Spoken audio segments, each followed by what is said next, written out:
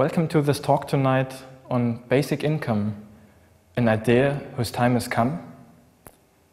This event has been organized by the local Basic Income Initiative here in Leipzig, Germany, and we are a citizens group with the aim of promoting the idea of a basic income. We want to make more people aware of the concept and want to discuss it with as many people as possible.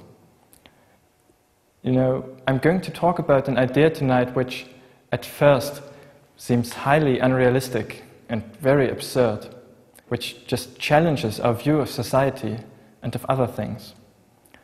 So this whole thing, you can only get money if you give something in exchange for it, is just turned upside down, I know. But let me just ask you a question. What would you do if you had a basic income?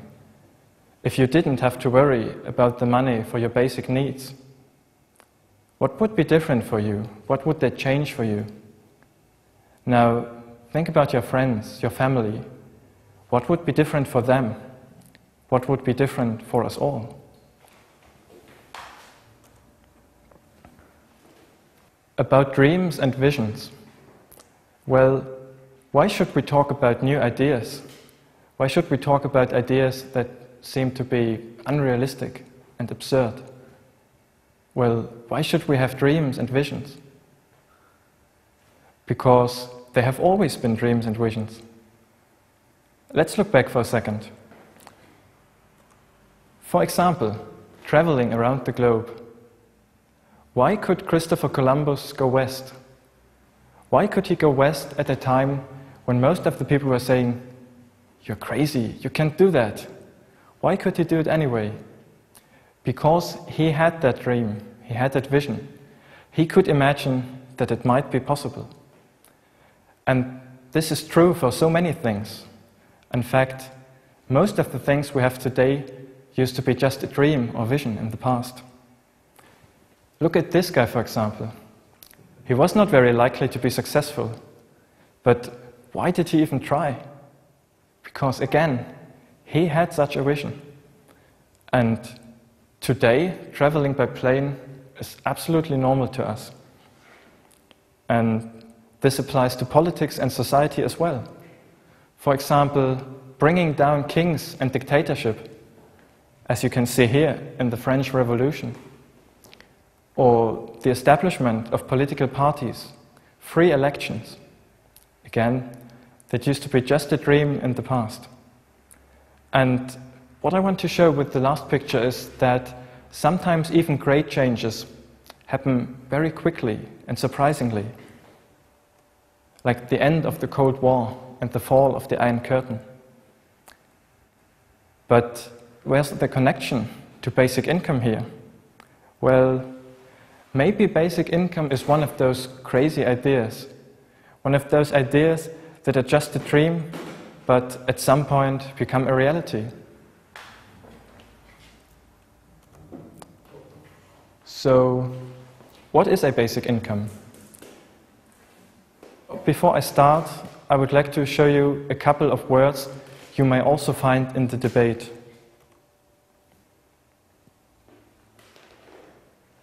What I call basic income is sometimes also called citizens' dividend, living allowance, guaranteed minimum income, or citizens' income. But what is a basic income? A basic income is a payment of money to all members of a community, like a state or country. So it's paid from the community for the citizens of that community. And this payment has to meet 4 criteria. Well, what I'm using here is the definition of the German basic income network. There are other definitions out there as well, but most of them are quite similar, so I'll go for that one. The first point is, it's paid individually. So it's not paid to families, nor is it paid to households. It is just paid to the individual person. The only exception to this might be the children, where the parents receive it on behalf of their children. The second point is, it covers the basic cost of living. So the basic income needs to be high enough. It needs to be high enough to cover all your existential needs, like food, housing, medical care, and a minimum of social and cultural participation, so that the basic income allows a decent life even without any additional income. The third point is there's no means testing. Means testing means that there's an authority checking your financial status and so on. So you go and you have to see people employed by the state, and they check if you're allowed to get something or not. And all of this just goes away. There's no means testing. And the last point is there's no work requirement. So you don't have to accept any job offers in return. It's truly an unconditional basic income. And what we have here is a model with an income that everyone gets. So everyone gets the same amount as a base, and everything you then earn, you earn in addition.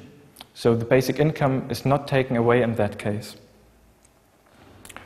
All right, when hearing this, you might say, well, this is extreme, this is so radical. So what kind of people have such ideas?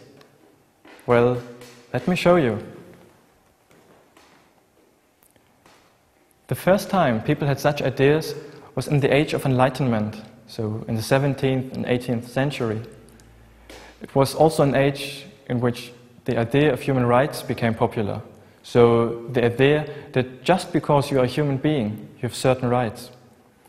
And also at that time, the concept of natural law became popular. So the concept that there are certain laws that don't come from a king or any ruler, but that just come from nature, or even from human nature. And it was in this way of thinking that people said, well, the initial state of the world is that there's enough income for everybody. The initial state is that nature itself provides enough income in form of resources, in form of land, plants and animals, rivers, forests, and so on. And they suggested that when these resources that should belong to everybody are not accessible anymore, then there needs to be a compensation. For example, when a king takes possession of the land and doesn't allow hunting or farming, then there needs to be a compensation. Today we would call this privatization. So someone uses land or resources for his own interest, for his private profits, then there should be a compensation. And one man who suggested something like this was Thomas Paine. Thomas Paine was one of the founding fathers of the United States, who also helped a lot to popularize the idea of human rights. And he suggested to use such a compensation, for example, that comes through taxation of the land, to provide a basic income for all. But there's also a different approach to the topic, which I want to call a question of justice. Martin Luther King, and many people don't know that, was also a supporter of basic income. When he lived, he analyzed the society he lived in, and he criticized. He criticized that, on the one hand, there's so much wealth, abundance of goods and prosperity, whereas on the other hand, there's still poverty. Existential poverty right in the middle of our society. How can that be? And he claimed that when productivity is so high, then poverty is not an economic issue anymore, but just a political one. Then poverty is just a question of distribution. And his criticism was that politicians so far have always tried to solve poverty by first solving something else. And instead of this indirect way, he suggested, just do it directly. Give the assistance, give the benefits directly to the people. And the best way to do that would be a guaranteed basic income for all.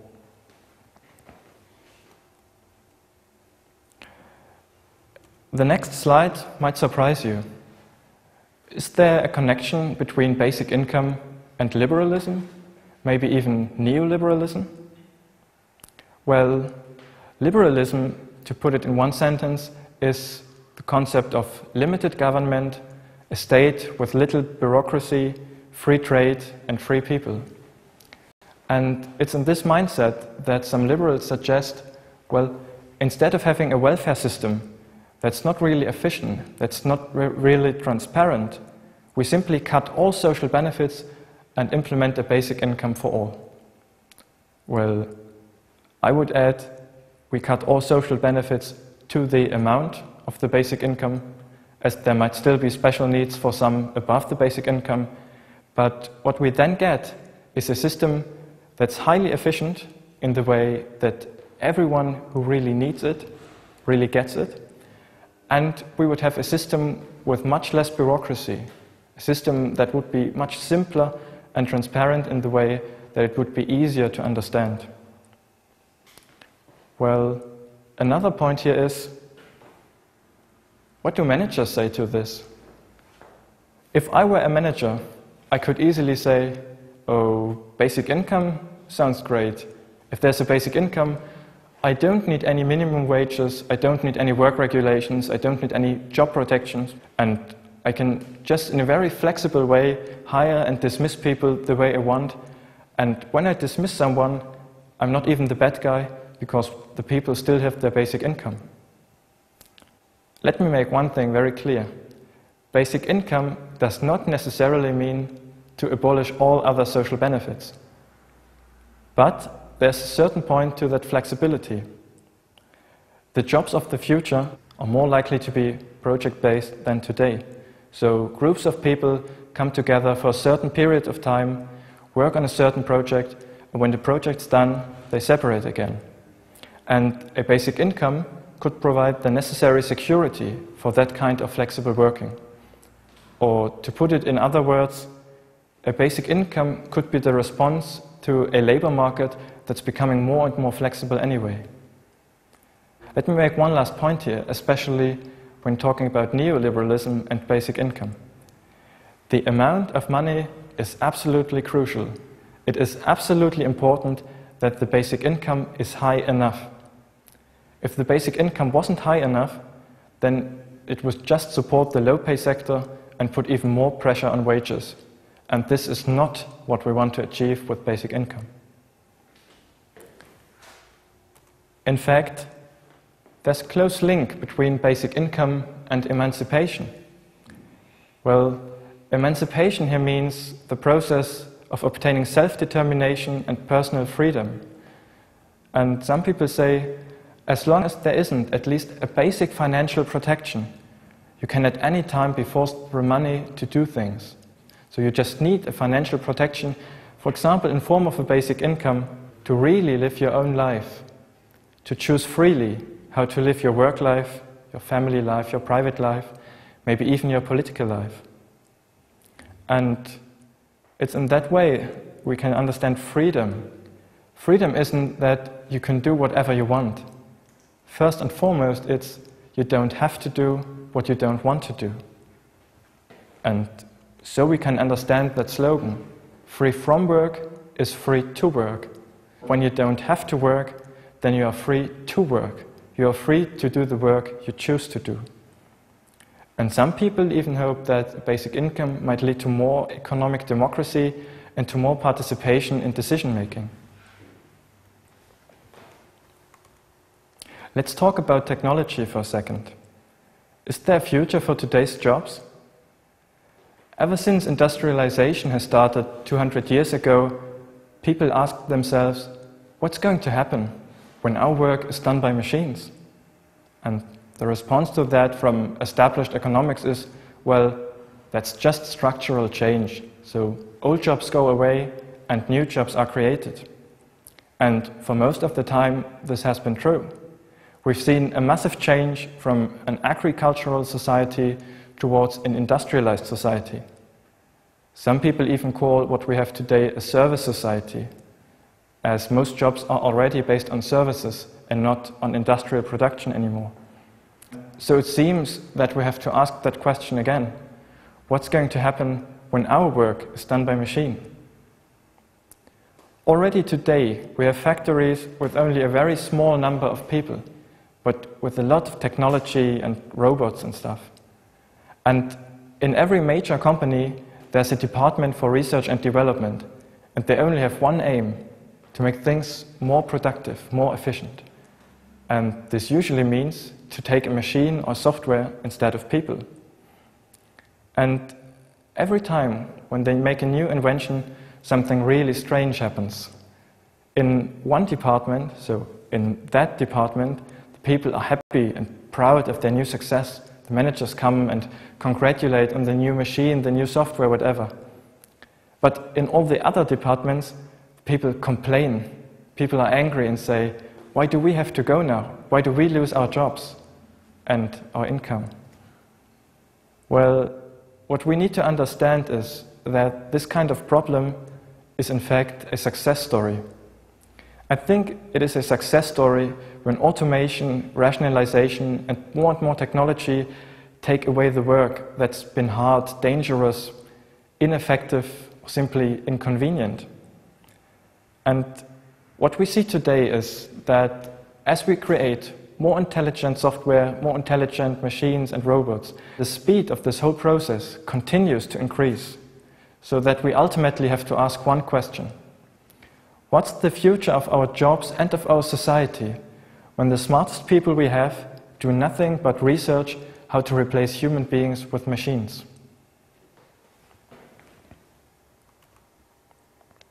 To round this up, I would like to introduce two persons to you. On the left-hand side, a farmer from the Middle Ages, which I would like to call a self-supplier.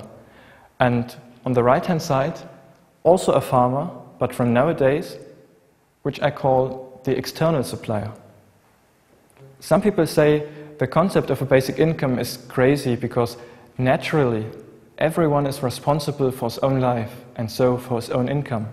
And you work for your income, don't you? Well, let's have a closer look at this. The economy and labor market of today are highly specialized.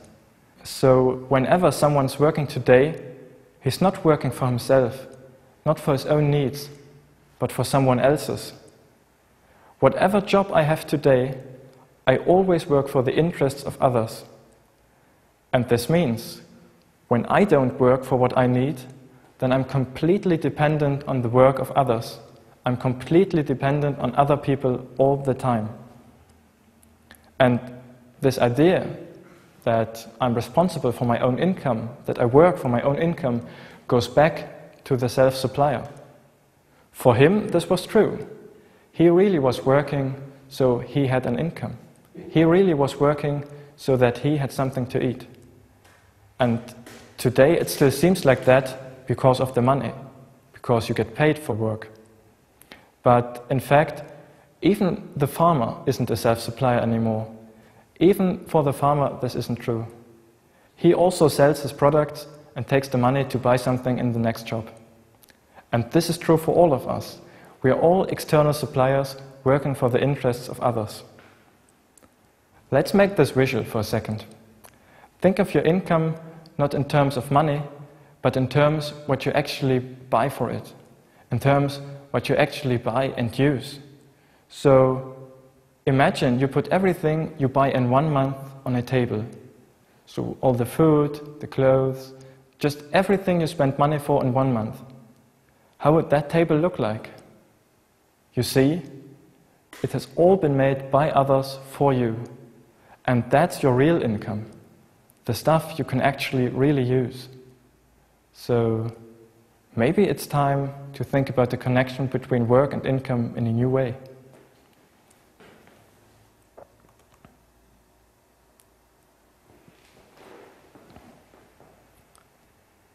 Let's come to a more practical aspect and talk about finances. Can we afford a basic income? I know we are talking about a lot of money here, and of course that needs calculations and implementation models done by economists, which, by the way, already exist. But nevertheless, we can already answer that question. Can we afford a basic income? We can answer it when we think about the purpose again, when we think about what we actually need it for, what we want it for. So instead of asking, can we afford a basic income, we could also ask, can we afford that everyone in our society has enough to eat, has a place to live, has access to medical care, and to a minimum participation in society?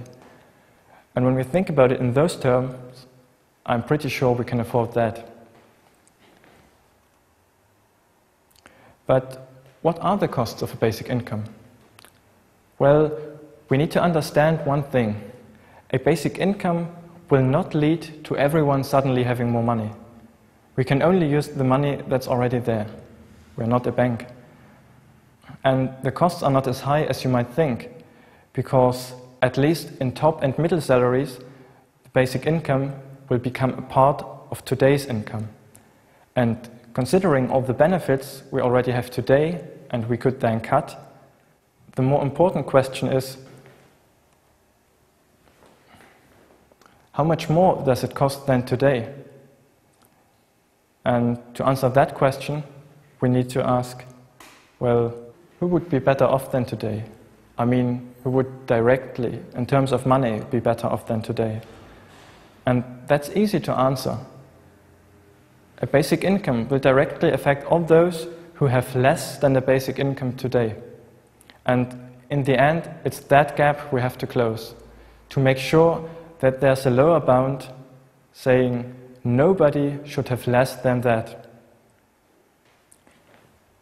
Fair enough, but where does the money come from?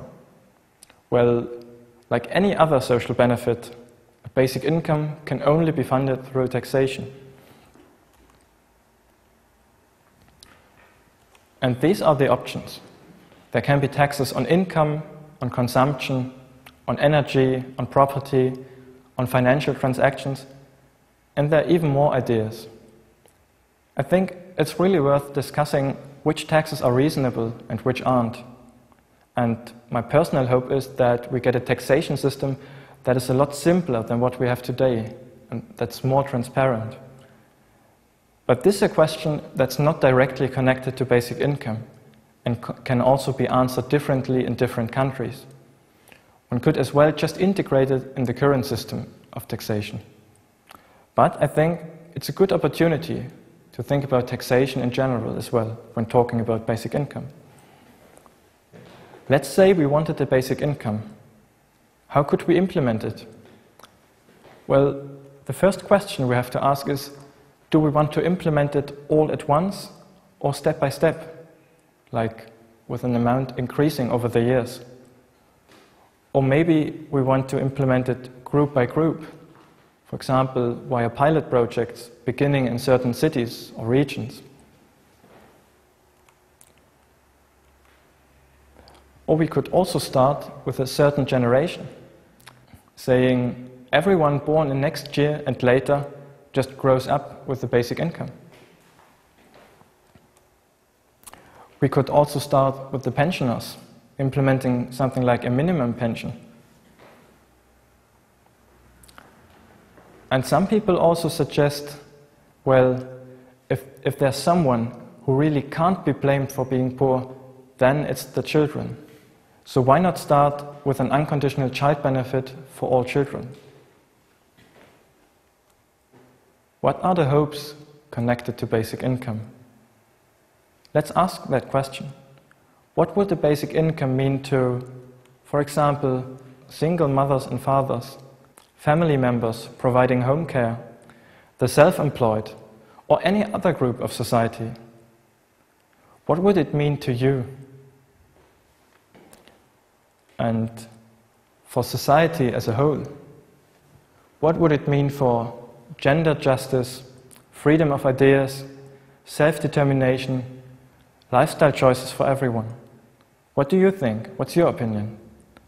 There's still so many open questions, and I think we should really start discussing them. So, for now, let me just finish with this quote from Victor Hugo. Nothing is stronger than an idea whose time has come. Thank you very much.